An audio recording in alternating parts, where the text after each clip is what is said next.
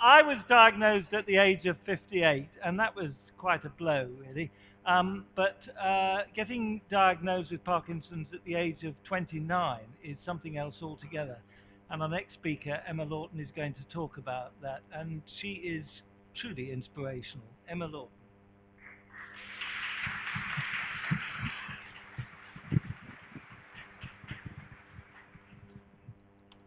So hi, I'm Emma. I've also got a neck brace on, so my voice is really constricted and strange, so I sound a little bit like a puppet, I think, at the moment. I was diagnosed at the age of 29, and today I'm going to talk about what Parkinson's taught me about happiness, which is two words you don't really hear together very often. Um, it's two words I definitely didn't think when I was diagnosed I'd ever say in the same sentence.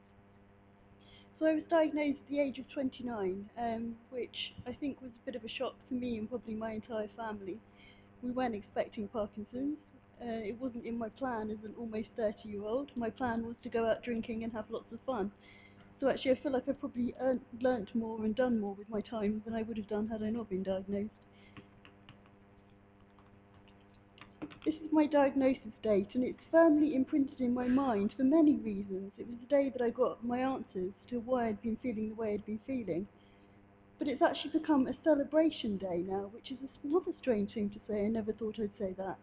We get together as a family every year on my celebration day, and we celebrate all the amazing things that have happened in that year. Not Parkinson's, but the good things that have happened. And my family kind of set me off on the route that I wanted to be how I wanted to be treated with my Parkinson's and how I wanted to think of it as a condition. Now I'm just one of 127 roughly thousand people out there with Parkinson's in the UK at the moment. So why do I have something different to say? Well, I think I have something different to say because I'm talking about Parkinson's and happiness. And I'm talking about how I've kind of made that switch in my head to feeling okay about having Parkinson's, to seeing it as a positive thing. Most of the time, to be honest, some of the time I get really knocked off with it, as we all do.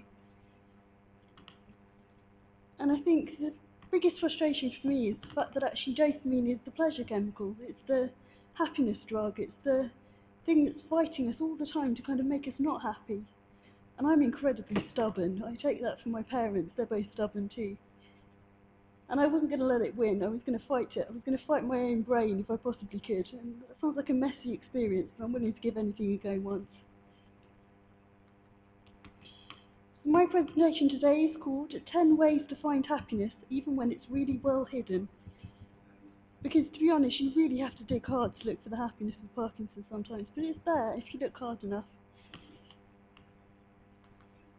And my first thing is, you have to look within yourself to find happiness with Parkinson's. And I know that sounds like something from a self-help book, but it's true.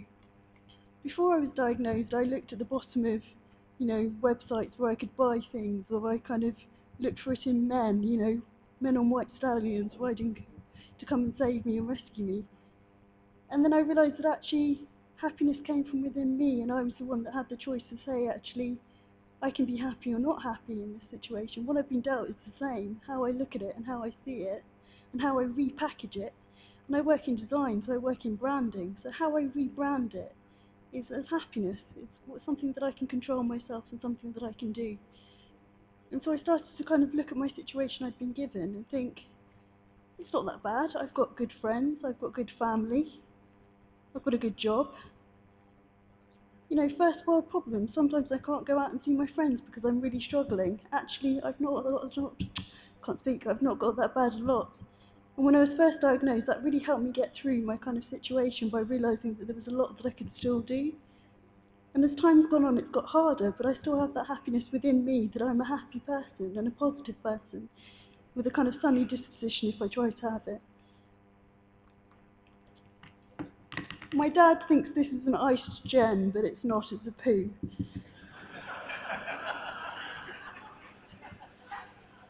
And the reason there's a poo on my slide deck, and my dad's really disgusted about this, is because I have this saying, you can cover a turd in glitter, but it will still be a turd. So it's okay to be sad about having Parkinson's, and it's okay to say that it's rotten, and that actually, to know happiness, you have to know what real shit feels like, what it really, really feels like, and when it's horrible.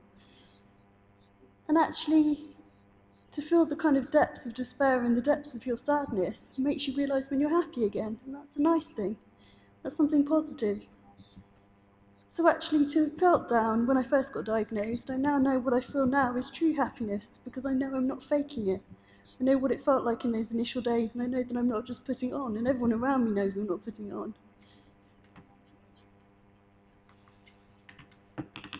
Be impatient with yourself, not other people, because being impatient with other people does not cause happiness, it causes sadness all around, and people will get mad at you. But be impatient with your own time and try and push yourself. We're kind of put in put in a situation where we are put in a box when we're diagnosed and we're told these are the things we can achieve.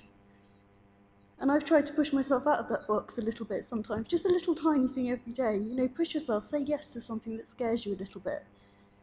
If you're feeling apathetic, go outside and do something, and it's hard and it's horrible and it's scary. But by pushing yourself and being really kind of forceful with your time, you are the best you will ever be today. You're the youngest you will ever be. And you're the best you'll ever be with this condition because it's degenerative. So today is the easiest that anything is ever going to be. Tomorrow it'll only be harder.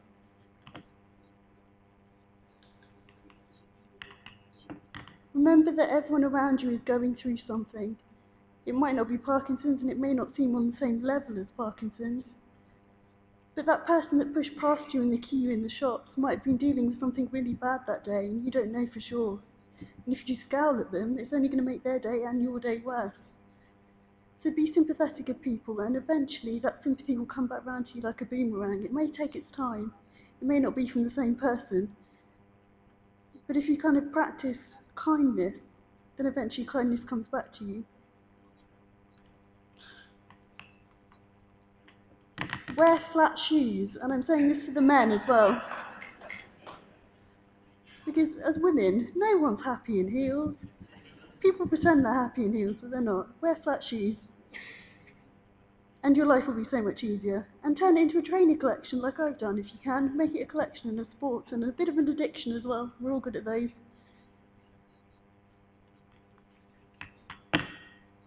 I have a statement that I like to say to myself, that I found my port in a storm before the winds came, which is the fact that I knew who my team were, who my army were before I needed them. So actually when I turned to them, they were there. So kind of put the groundwork in, be there for other people and make sure that they'll always be there for you in return. It's not about giving to get, but actually be supportive of others, and then you know those people will be there for you and strong for you when you need them. Because there's nothing like a powerful team around you to make you feel happy and supported. And that's your care team, you know, your kind of consultants, people like that, your physio, all the way through to your friends and your neighbours. Know who you can rely on and who your support team are when you need them. Try not to grow up. My dad once said to me that he didn't plan on growing up and that I shouldn't do either. We're getting a theme about my dad here in this speech, I think, somewhere.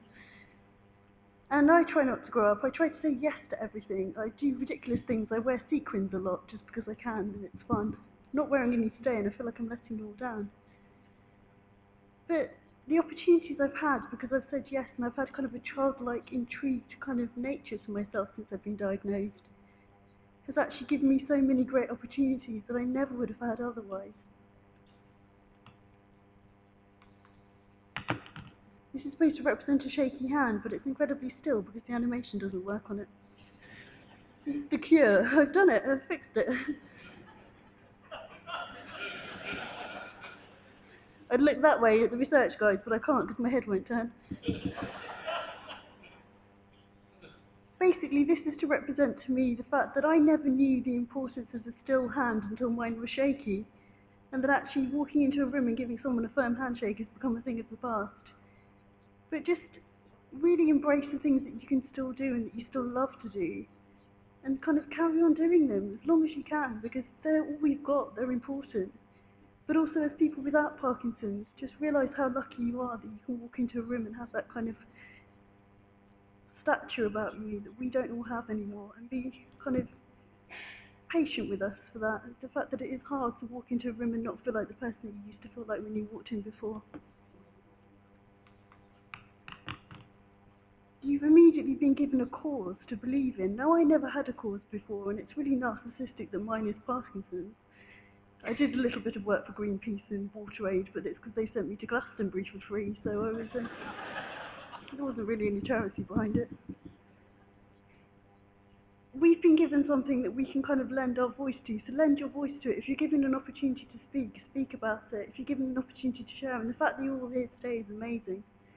But just keep going, keep on with that, because by being a group of people together, we are more powerful than we will ever be as one. And finally, remember that the brain and the heart is the good stuff in us. The body is just the shell that we get carried around in. If there ever was a cure or something that could fix us slightly, then we'd be essentially the same person inside that we always have been. So try and keep those things fresh and happy and kind. Even when everything's hard and the physical stuff is difficult, try and keep those things as they were. Try and keep your heart strong and try and stay as the person that you were. And when you look at other people with Parkinson's, remember that they're going through the same things as you, and their heart and their mind are strong and as they were before. And I noticed this when I went to the World Parkinson's Congress in Portland last year.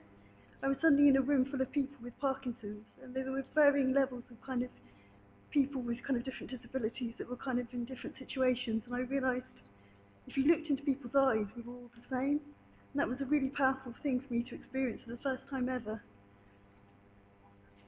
So really, what I'm saying is just find your own ways of happiness in Parkinson's, because I think I found mine, and I think even though I'm sat here shaking and my neck is tilted, I'm happy inside, and I'm a happy person, and I get to kind of spread the word about Parkinson's to people and be happy, and that's an incredible thing for me. My life is better because of Parkinson's, and I never thought I'd be able to say that.